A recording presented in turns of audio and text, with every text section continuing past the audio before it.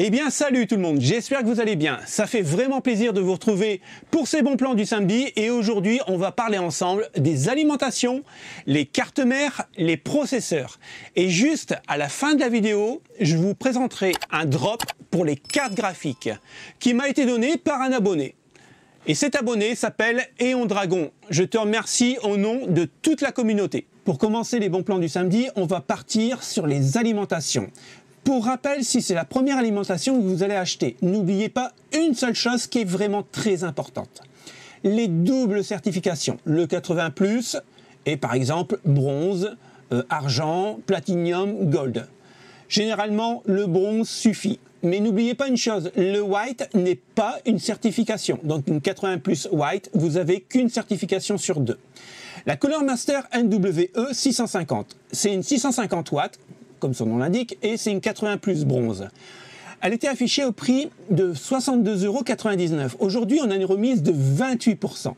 Donc on la touche à 45,15 €. Et franchement, pour 45 €, 650 watts, ça peut vraiment valoir le coup.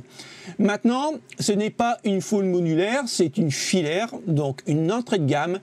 Mais on va dire pour un PC gamer de milieu de gamme, c'est largement assez. Si vous n'avez pas une 390, ça passera.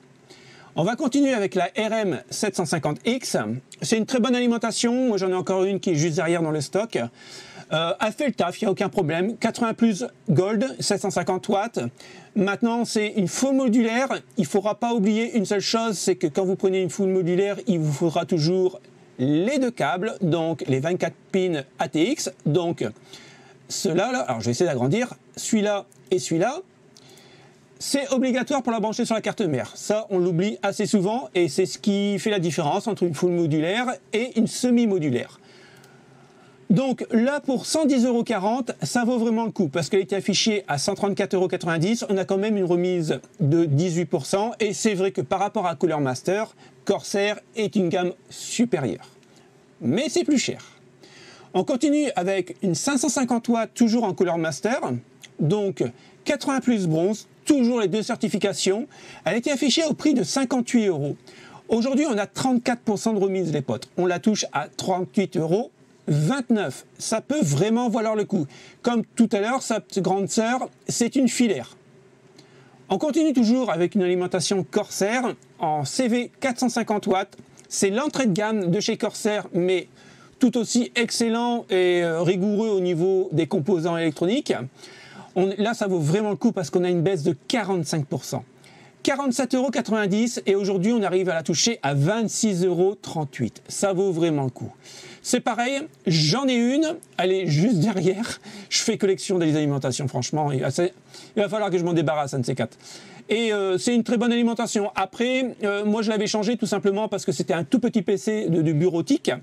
Et en fait, la personne ne voulait plus de fils qui traînent partout, il voulait une full modulaire. C'est pour ça qu'on l'a changé et j'ai récupéré la Corsair. Mais c'est une très bonne alimentation. On continue avec une 750 watts bronze, mais cette fois-ci, elle est un peu moins haut de gamme que celle-ci. Mais au niveau composant, c'est exactement la même. En plus, vous avez une garantie de 5 ans avec, c'est vraiment cool. Et 80+ bronze. Il y en a largement assez. Aujourd'hui, on a 37% de remise. Au lieu de 82,99 €, on arrive à la toucher à 51,99 €. On enchaîne tout de suite avec les cartes mères et vous allez voir, il y en a vraiment pour tous les budgets et pour tout le monde et pour toutes les marques. Aujourd'hui, j'ai choisi la carte mère MSI B550 Tomahawk. J'ai choisi que des B550 parce que je trouve qu'en 2022, les B450 avec leur 3.0 en PCI, ça commence à faire light. Aujourd'hui, maintenant, je pense qu'en 2022, c'est du PC 4.0. La Tomahawk est juste parfaite pour un PC gamer de milieu, voire haut de gamme en jeux vidéo. Je parle en jeux vidéo. Elle était affichée au prix de 179,99 €. Aujourd'hui, on a une remise de 17%. Donc, on baisse à 149,99 €. Et pour ce prix-là, n'allez pas au-dessus sur du Ryzen. Elle a juste tout ce qu'il faut, où il faut. Alors oui, je sais, il y a quelques-uns de vous qui m'ont dit ça s'appelle une Aoshin et pas une backplate. Je suis tout à fait d'accord avec vous. Malheureusement, c'est vrai que j'ai pris l'habitude de dire la backplate arrière au niveau de la carte mère, c'est vrai, je dis beaucoup backplate, mais c'est une Aoshin.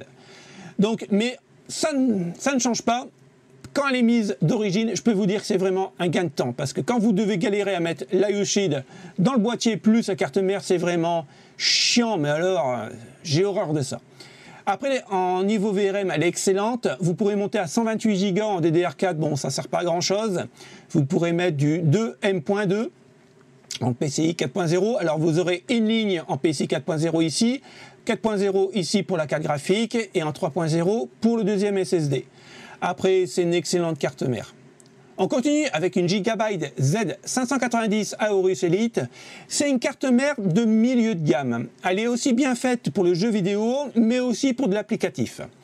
Alors, elle a des très bonnes VRM. Ça sera pour la 10e et 11e génération de processeurs Intel qui sont encore très très bons. Ils ne sont pas achetés à la poubelle parce que la 12e génération est sortie. Ils sont encore très très bons. Elle était à 205,15 €. On a une petite baisse de 7%, c'est pour ça que je l'ai prise. Et on arrive à la toucher aujourd'hui à 189,99 €. Il faut savoir que les Z590 vont baisser un petit peu vu que la 12e génération est sortie. Après, moi j'aime beaucoup Aorus parce que généralement c'est des cartes qui ont quand même un look assez sympa. Et tout ça c'est de l'aluminium, donc pour le refroidissement des M.2 c'est vraiment génial. Au niveau des VRM, elle se comporte vraiment très très bien. Et puis j'aime bien son petit RGB juste ici et juste là. Après au niveau de la carte son, il se démerde pas mal au niveau d'Aorus. On continue avec l'Asus ROG, cette fois-ci en Z690. Et j'avais regardé cette semaine avant d'acheter la mienne. Elle était à 511 €. Allez, prix conseillé 511,05 €. Aujourd'hui, elle est à 24% de remise et je l'ai ratée. Donc on est à 385,98 €. Après, ce genre de carte mère, c'est plutôt pour des Intel i7, i9. Je vois pas trop l'intérêt de mettre un i5 dessus parce que les VRM sont vraiment très conséquentes. Et pour un i5, il n'y en a pas vraiment besoin. Si vous avez un i7 ou un i9, vous pouvez prendre cette carte mère, il n'y a aucun problème. Vous pourrez même l'overclocker parce que les VRM sont vraiment géniaux. Après, voilà, c'est du haut de gamme, c'est pour ça que c'est un coût. Je comprends toujours pas que Asus met toujours des CD. Maintenant, on a tous les drivers directement sur le net. Elle est excellente, elle est très très belle avec son RGB comme ça. Là, moi, j'aime beaucoup. Mais voilà, c'est un coût. On continue avec l'Asus Prime. Alors les Prime, moi j'en ai eu beaucoup, j'en ai eu pas mal. J'en ai eu une Z390, puis des modèles antérieurs aussi. Alors, c'est un des premières gammes d'Asus, mais les VRM sont bonnes. Pour du gaming, c'est très bien. Là, c'est une Z690, donc pour la 12e génération d'Intel. On était à 251,63 €. On voit qu'il commence à avoir un peu d'approvisionnement au niveau des nouvelles cartes mères d'Intel. Donc les prix baissent légèrement. C'est pas encore ça, mais ça baisse légèrement. On arrive aujourd'hui à la toucher à 239,84 €. Alors, on la distingue tout simplement parce que c'est pas du haut de gamme, tout simplement parce que l'IO Shield à l'arrière n'est pas mise. Mais après, encore une fois, pour faire du jeu vidéo, il y en a largement. Je vous conseillerais pas cette carte mère pour vraiment faire du 3D, du montage vidéo, tout ça. Ça pourrait le faire, mais bon, c'est pas son but premier. On continue avec une Asus ROG Strix en Z690. Donc avec cette carte-là, vu son prix, vous pourrez faire tout ce que vous voulez. Elle est juste magnifique. Vous pouvez la retrouver aussi en noir. Elle fait Wi-Fi. L'IO Shield est juste mis et juste derrière. Alors je ne sais pas si on peut voir.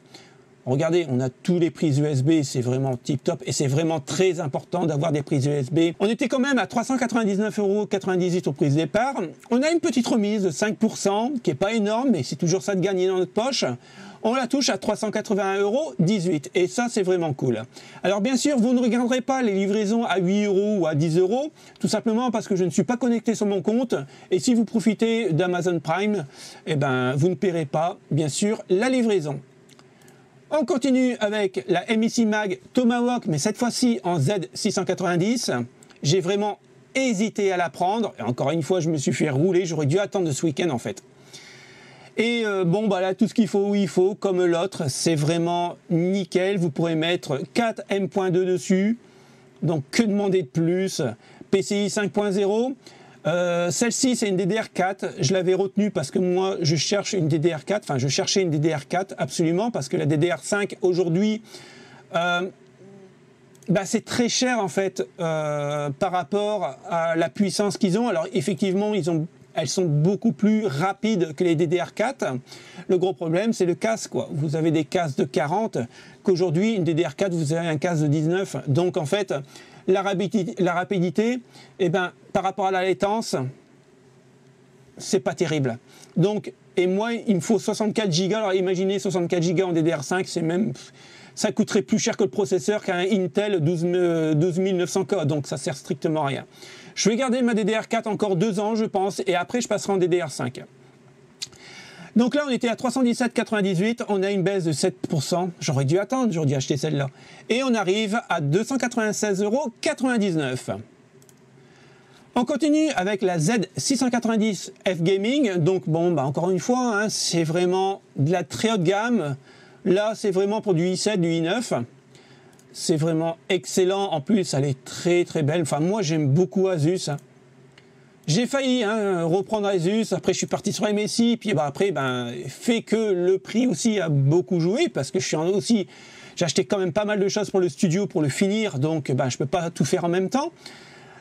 Celle-ci, elle était à 495,77 €. On arrive à la toucher à 472,88 €.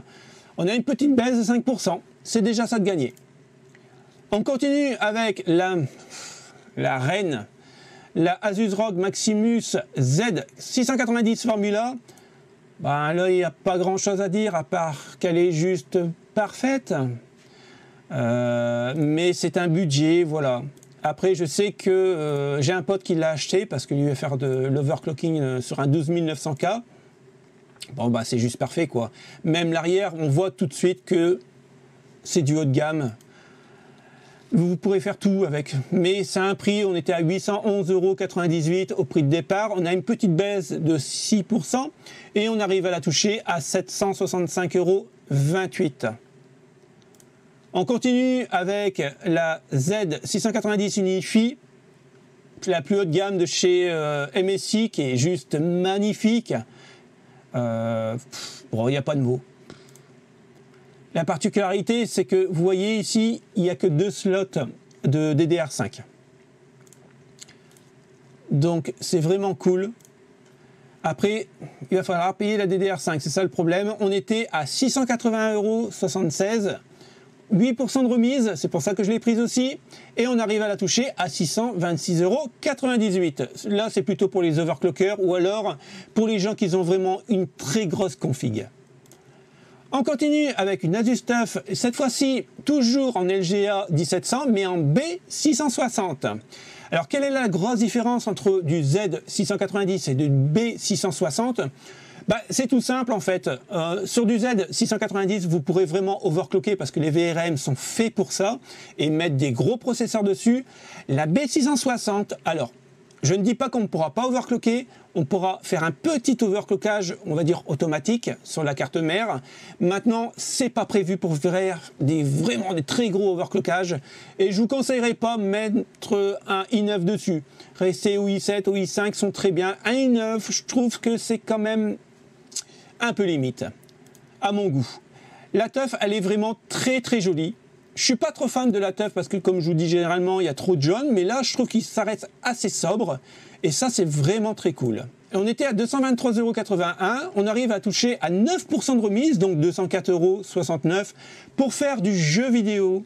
N'allez pas au-dessus, une B660, il y en a largement assez. On continue toujours avec une B660 un petit peu plus haut de gamme, la ROG Strix. On était à 259 €, on arrive à la toucher à 236,07 € avec une remise de 6%, de 9%, pardon. J'ai mal lu. Et elle est aussi belle que la Z690. Un peu moins puissante au niveau des VRM. On continue avec une B660 G Gaming, donc de ROG, donc d'Asus, Republic of Gamer. Elle est vraiment très très jolie. Hein. Elle est fait Wi-Fi en même temps. Moi j'aime beaucoup, c'est son petit RGB là. Et en plus le petit logo Wi-Fi qui s'allume quand il est allumé, quand il fonctionne, c'est vraiment trop cool.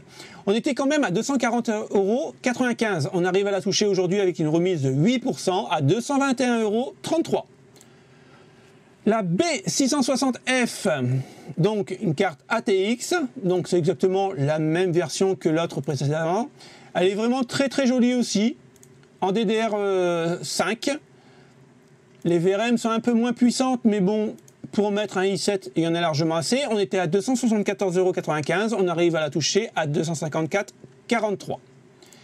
La B660M AD Prime, donc là c'est vraiment l'entrée de gamme. Là je vous conseille de mettre un i5, voire un i5 12400, 12400F, c'est très bien. Après c'est pas fait pour du overclocking. Un i7, je vous le conseille pas, et un i9, alors là c'est même pas la peine. Ne le mettez pas, c'est une D4 donc en DDR4, mais par contre elle est beaucoup moins chère.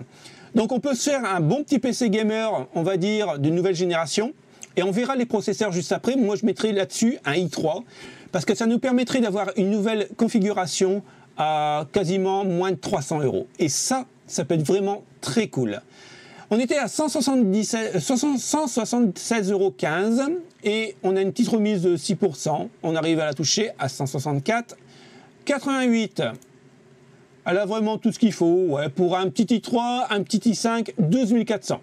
Alors maintenant qu'on a vu les cartes mères, il nous faut un processeur. Alors vous allez voir, il n'y a pas tellement de Ryzen. Tout simplement parce qu'en fait, il n'y a pas énormément de Ryzen avec des bonnes remises. Donc quasiment pas. Donc je ne les ai pas pris. Et c'est pour ça aussi que je change de plateforme. Aujourd'hui, le i5 12600K, donc le king du jeu vidéo actuellement, il est à 323 €. Il était à 348 € encore il y a quelques temps. On arrive à le toucher à moins 7%. Donc ça c'est vraiment cool. Maintenant avec ce processeur là, vous serez vraiment future-proof dans l'avenir. Il n'y a aucun problème. Il est très très bon. Vous pourrez même commencer à faire du montage et de la visualisation 3D. Il est vraiment excellent. On a son petit frère qu'il ne faut pas jeter non plus à la poubelle parce qu'il est encore excellent. C'est pas la même architecture, mais il marche encore très très bien. Le 11600K, il faut pas l'oublier. On était à 284 €, on arrive à la toucher avec une remise de 9% à 258,99 €. Encore une fois, hein, pour le jeu vidéo, il y en a largement assez. Hein. On continue avec le i7 12700K. Il était à 473,30 €. On a une petite remise de 9%, c'est toujours ça de prix. Et on arrive à le toucher à 433,06 € aujourd'hui. Alors, si c'est pour faire que du jeu vidéo, je ne vous le conseille pas, passez sur le i5. Là, c'est plutôt, on va dire, la solution intermédiaire au i9. Vous pourrez faire tout ce que vous voulez avec, du montage vidéo, du 3D, de l'encodage, il sera parfait. On a son petit frère, le 11700K. Donc pareil, hein, il est excellent même si c'est pas la même architecture. On était à 406 €. Aujourd'hui, vu que la deuxième génération est passée, on arrive à le toucher à moins 16%. Donc 339,90 €. Franchement, là, vous avez un processeur future-proof. On continue avec le roi du roi. Aujourd'hui, il n'y a pas au-dessus. Le i9 12900K. Il était affiché à 683,98 €. Là, on a une remise de 8% et on arrive à toucher à 630 €. Et j'espère qu'il va encore baisser. J'espère. Bon, bah là, il n'y a pas... Voilà, il n'y a rien à dire. Vous pourrez faire tout ce que vous voulez. Mais c'est un coût. Et attention, si vous prenez ce processeur, achetez quasiment un 360 mm en water cooling pour bien le refroidir parce que je peux vous dire, il chauffe énormément. Et si vous voulez vous faire une bonne petite config, mais pas trop chère, avec pas mal de performance, le i3 12100. C'est un deuxième génération, il est vraiment excellent. Il est à 167,79 €. Vous aurez aussi le Ventirad qui est livré avec, ça c'est vraiment cool, pas besoin de l'acheter. Donc 167,79 € pour se faire vraiment un bon PC pour jouer à tous les jeux du moment, il n'y a pas besoin de plus. On continue avec le 12100F, un peu moins cher. Moi, je prendrais personnellement celui-là si je cherchais un 4 coeurs, parce qu'il n'y a pas la partie graphique, donc beaucoup moins cher, 120 €. Les potes, 120 € pour avoir la nouvelle génération d'Intel et avoir un bon PC gamer future-proof. Voilà, n'hésitez plus. Et le jour où vous voulez mettre un processeur beaucoup plus véloce, vous prenez le 12400 ou le 12600K. Et le seul Ryzen que j'ai trouvé, le Ryzen 5 5600G, donc avec la partie graphique. Si vous n'avez pas les moyens de vous acheter une carte graphique où il n'y a pas de stock, vous n'arrivez pas à en trouver, on va essayer d'y remédier après. Eh bien, écoutez, prenez celui-là. Il va vous dépanner avec sa partie graphique. Bien sûr, vous ne tournerez pas à 144 Hz, il ne faut pas rêver. Ou alors peut-être sur Fortnite en jouant en low. Mais vous ferez tourner tous les jeux du moment et ça va vous dépanner. On était à 259,97 €, on a 12% de remise les potes. Et on touche à 229 €. Et ça vaut vraiment le coup pour ce prix-là si vous cherchez du Ryzen. Et pour terminer cette vidéo en beauté les potes, je vous présente le site Drop Préférence, comme je vous avais dit dans la présentation. Alors, me dites pas merci, ce n'est pas grâce à moi, je suis juste le pinceur d'informations. Vous pourrez dire merci si vous avez à choper une RTX ou une RX à Eon Dragon, car c'est lui qui m'a contacté en me disant « Dom, j'ai un site pour les drops de cartes graphiques, ça pourrait aider la communauté et toi-même, pourquoi pas l'utiliser ?» Et merci à toi Eon, parce que j'aurais pas connu ce site sans toi. Je connaissais d'autres drops, mais malheureusement, c'est tellement saturé de personnes que c'est vraiment un coup de bol. Là, il n'y a que 13 586 membres. C'est beaucoup, mais ça reste peu par rapport à d'autres drops que j'avais. Alors, pour faire un drop de carte graphique, c'est tout simple. Vous allez sur Réussir sur drop. Et puis, bah, écoutez, vous avez juste à lire les informations, vous connecter, puis renseigner tout ce qu'ils vous demandent. Et à partir de là, bah, écoutez, voilà quoi. J'espère que vous arriverez à trouver votre Graal et qu'il arrivera chez vous. La vidéo va se terminer ici. Encore un grand merci à Eon Dragon de m'avoir filé ce site. Moi, je vous dis à la prochaine les potes. Passez un bon week-end. Salut, ciao ciao.